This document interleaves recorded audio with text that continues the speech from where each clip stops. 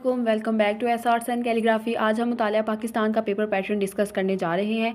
Question sheet के ऊपर जब आप अपना सब्जेक्टिव पेपर स्टार्ट करें तो सबसे पहले आप हिस्सा इंशाई, इंशाई तर्ज, हिस्सा इंशाइया, जो भी वर्ड आपको पसंद है आप वो लिखकर आगाज़ कर सकते हैं। मुझे यहाँ पर अक्सर औक़ात हिस्सा इंशाई लिखने में मैं ज़्यादा प्रेफर करती हूँ। हिस्सा इंशाई अगर आपको नहीं लिखना आता है तो आप कमेंट सेक्शन में ज़रूर बताएं, हम इसकी एक अलहदा से वीडियो भी पोस्ट कर देंगे। हिस्सा इंशाई लिखने के बाद आप सवाल नंबर हिस्सा इंशाई लिखने के बाद आप अपने क्वेश्चन पेपर पे देखें। क्वेश्चन पेपर पे ऐसे होता है कि जो शॉर्ट क्वेश्चंस होते हैं उनके अलहदा से वो एक सेक्शन में होते हैं, और जो हमारे पास लॉन्ग क्वेश्चंस होते हैं, लॉन्ग आर्टिकल्स होते हैं, वो हमारे पास एक अलहदा सेक्शन में होते हैं। हिस्सा अव्वल, हिस्सा दोम, इस तरह करके आपके क्वेश्चन पेपर जो होगा उसके ऊपर लाजमी लिखा होगा।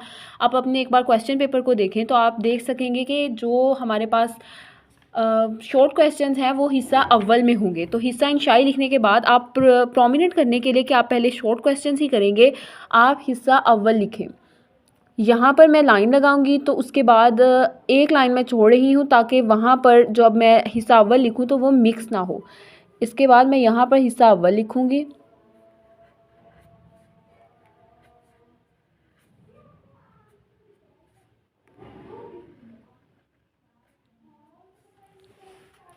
हिस्सा अव्वल लिखने के बाद मैं दो जो होते हैं हमारे पास, सवाल नंबर 2 भी शॉर्ट क्वेश्चंस का होता है और सवाल नंबर 3 भी जो है वो हमारे पास शॉर्ट क्वेश्चंस का ही होता है। तो हमें यही कहा जाता है कि जिस हिसाब से आपको क्वेश्चंस दिए जाते हैं आप उन्हीं तरतीब से करें ताकि पेपर पैटर्न में जो आपका पेपर चेक कर रहा है उसको कोई परेशानी ना हो। हिस्सा अव्वल लिखने के बाद मैं अगेन यहाँ पर एक छोड़ूंगी, लेकिन अब मैं एक लाइन नहीं छोड़ूंगी और मैं यहाँ पर डायरेक्ट ही सवाल नंबर लिख दूँगी।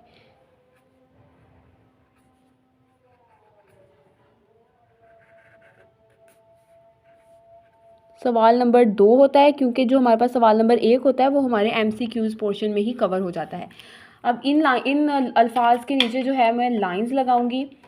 लाइंस आपको जिस तरह से भी आप कंफर्टेबल हैं आप उस तरह से लगा सकते हैं। मोस्ट ऑफ द टाइम मैं क्या करती हूँ, मैं पेपर बोर्ड को टेढ़ा करके लाइंस लगा लेती हूँ ताकि जो लाइंस हैं वो हमारे पास सीधी सीधी लगे, लेकिन आप जिस तरह से भी कंफर्टेबल हैं आप उस तरह से लगा सकते हैं। मैं यहाँ पर मास्टर्स कॉलम 605 मार्कर का इस्तेमाल कर रही हूँ लाइंस के लिए भी और अपनी मेन हेडिंग्स जो हैं उनके लिए भी। इसके बाद मैं यहाँ पर इन सब के नीचे लाइंस लगाऊंगी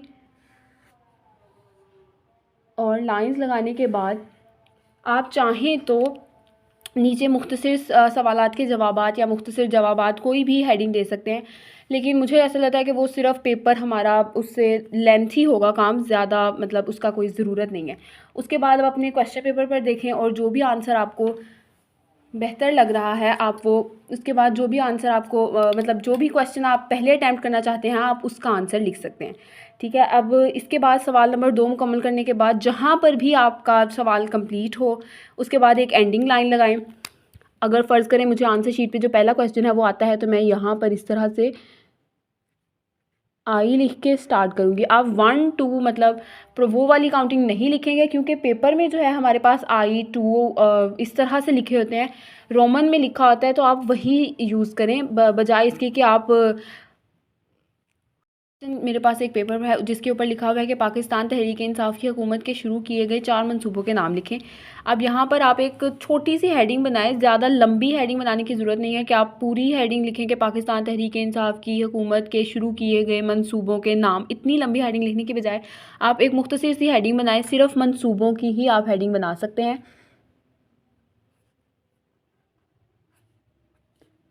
हेडिंग्स का ये वाली हेडिंग्स शॉर्ट क्वेश्चन की हेडिंग देने के लिए मैं 604 मार्कर का इस्तेमाल कर रही हूँ क्योंकि मुझे इतना लंबा बड़ा लिखने की ज़रूरत नहीं है, क्योंकि शॉर्ट क्वेश्चन हैं तो आप जितना छोटा लिखें उतना ही बेहतर है। और उसके बाद आप यहाँ पर आगे इसके आगे मंसूबे लिख सकते हैं। ठीक है, जैसे ही आपके ये क्वेश्चन कंप्लीट हो आप इसको एक बार लिख लें तो आप यहाँ पर एंडिंग लाइन लाजमी लगाएँ। फॉर एग्ज़ाम्पल मेरा क्वेश्चन यहाँ तक अगर कंप्लीट होता है तो मैं यहाँ पर एक एंडिंग लाइन लगा दूंगी। उसके बाद आपको जो भी क्वेश्चन नेक्स्ट आता है आप वो लिखें और फिर उसके बाद आगे ऐसे पेपर अपना कंटिन्यू करें। उसके बाद जब आपका सवाल नंबर 2 मुकम्मल हो जाए तो फिर आप सवाल नंबर 3 की हेडिंग दें। उसके 6 जुज़्व आपने करने होते हैं तो वो लिखने के बाद आप हिस्सा दोम की हेडिंग दें। हिस्सा दोम लिखने के बाद आप फिर जो भी आपने सवाल अटैम्प्ट करना है आप वो लिख सकते हैं। अब यहाँ पर मैं आपको एक अपना ही पेपर दिखा देती हूँ मुतालिया पाकिस्तान का। 10th क्लास का ये पेपर है मेरा। आप इसको देखकर भी अंदाज़ा लगा सकते हैं कि आप पेपर किस तरह से करें। अगर आपको पेपर में फुल मार्क्स चाहिए तो उसके लिए सबसे ज़्यादा जो अहमियत चीज़ रखती है वो ये है कि आपकी ऑब्जेक्टिव जो है वो मुकम्मल तौर पर ठीक होनी चाहिए। आपको सारे के सारे एमसीक्यूज़ आने चाहिए। जैसे अगर आपके एमसीक्यूज़ में 10 मार्क्स आएंगे तो फिर ही आप सब्जेक्टिव में जो है वो फुल मार्क्स लेने तक पहुंच सकते हैं। दूसरी बात ये कि आप प्रैक्टिस करें अपने पेपर की, ताकि आप जब आपका मतलब पेपर आप सॉल्व करें तो आपके पास टाइम की कोई कमी ना हो, क्योंकि टाइम की कमी की वजह से अगर आपका पेपर रह जाएगा तो उससे भी आपके मार्क्स कटेंगे। तो एमसीक्यूज़ में जो है यहाँ पर 10 मार्क्स मेरे आए हुए हैं, तो मुझे अब जो ज़्यादा मेरा फोकस है वो मेरा सब्जेक्टिव की तरफ होना चाहिए।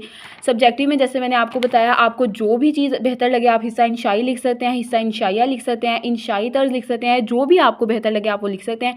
उसके बाद आप हिस्सा अव्वल की हेडिंग दें और फिर सवाल नंबर 2 के बाद आप अपने क्वेश्चन का आगाज़ कर सकते हैं। अब यहाँ पर जैसे मेरे पास क्वेश्चन है, मेरे पास पहला क्वेश्चन यही मंसूबों वाला है, दूसरा माशरती इस्लाहात कोई सी 2 लिखनी है, और मैंने मार्क किया हुआ है कि मैंने कौन कौन से क्वेश्चन अटैम्प्ट करने हैं। आप कोशिश करें कि आप एक आध एक्स्ट्रा क्वेश्चन लाजमी करें। ये पहला क्वेश्चन, फिर मैंने दूसरा किया हुआ है, उसके बाद ये। अब आप देख सकते हैं कि हमारे पास क्वेश्चन जो है वो दूसरे वाला है, और दूसरे वाला क्वेश्चन मैंने अगरचे तीसरे नंबर पे किया, लेकिन मैंने हेडिंग जो है वो उसकी दूसरे की ही दी है। बाज़ औक़ात स्टूडेंट्स ऐसे करते हैं कि क्वेश्चन जो कर रहे थे वो दूसरा है, लेकिन अगर वो नंबर तीसरे पे कर रहे हैं तो वो ऊपर नंबर भी तीसरा डाल देते हैं, जिसकी वजह से आपके मतलब एग्जामिनर को अगर समझ ना आए तो वो आपको क्रॉस करके 0 नंबर देगा उस क्वेश्चन का, क्योंकि आपने लिखा 3 हुआ है लेकिन आप आंसर दूसरे का लिख रहे हैं।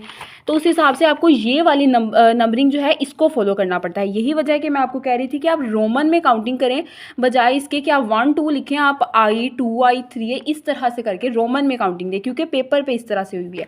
उसके बाद आप देख सकते हैं दो माशरती इस्लाहात उसने पूछी थी मेरे से, तो मैंने मुशर्रफ के दौर की माशरती इस्लाहात की हेडिंग देने के बाद 2 मज़ीद हेडिंग्स बनाई है। इनको हम सब कैप्शन आप कह सकते हैं, जो भी आप कहते हैं। तो 2 हेडिंग्स बनाने की वजह से ये होता है कि वो सिर्फ अगर आपकी हेडिंग ही पढ़ लेगा ना, ट्रैफिक वार्डन और फाइटर पायलट, इसके बाद ही ऐसे होगा कि उसको पता चल जाएगा कि आपको 2 आती थी, आपने वो 2 लिख दी, बजाय इसके कि आप सिर्फ 1 2 लिख के, या जिस तरह पैराग्राफ की फॉर्म में अगर आप सारी भी लिख देंगे तो उसको सारी पढ़नी पड़ेंगी, जिसकी वजह से उसको हो सकता है गुस्सा आ जाए जो भी है, और वो आपके मार्क्स काट ले।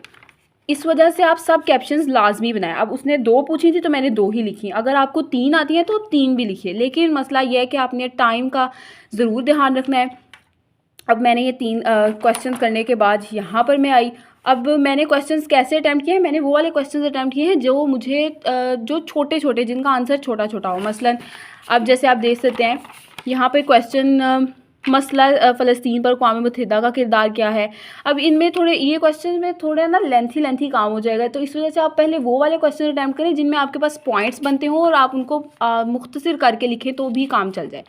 अब यहाँ पे मैंने क्वेश्चन कंप्लीट करने के बाद ये मेरा एक एक्स्ट्रा क्वेश्चन है, Japan international cooperation agency of Pakistan. इस पे मैंने भी मुख्तसर सा ही लिखा है क्योंकि मेरा एक्स्ट्रा क्वेश्चन था। यहाँ पर भी एक लाइन लगाएं, मैंने नहीं लगाई हुई लेकिन आप ज़रूर लगाएं। उसके बाद सवाल नंबर 2 का मैंने आगाज़ किया, ये भी शॉर्ट क्वेश्चन ही है, और आप चाहें तो ऐसे भी कर सकते हैं कि जो आपकी मेन हेडिंग है वो आप ब्लू मार्कर से दें, लेकिन जो आपके पास सब कैप्शन हैं वो आप ब्लैक मार्कर से दे सकते हैं, जैसे कि मैंने यहाँ पर किया हुआ है काम। उसके बाद ये मुकम्मल करने के बाद मेरा यहाँ तक मुकम्मल हुआ, फिर मैंने हिस्सा 2 की हेडिंग दी और फिर मैंने सवाल नंबर 4 जो है वो अटैम्प्ट किया है। उसके बाद तो मैंने मेन हेडिंग दी है, जो मेरे पास क्वेश्चन क्या था सवाल नंबर 4, जुल्फ़िकार अली भुट्टो के दौर हुकूमत में की जाने वाली अहम सनती, ज़रई, तालीमी और माशरती इस्लाहात लिखें। तो मैंने क्या किया, मैंने लिखा है कि जुल्फ़िकार अली भुट्टो के दौर हुकूमत की इस्लाहात, और फिर मैंने ब्रैकेट में नीचे लिख दिया है कि कौन कौन से उसने पूछी हैं।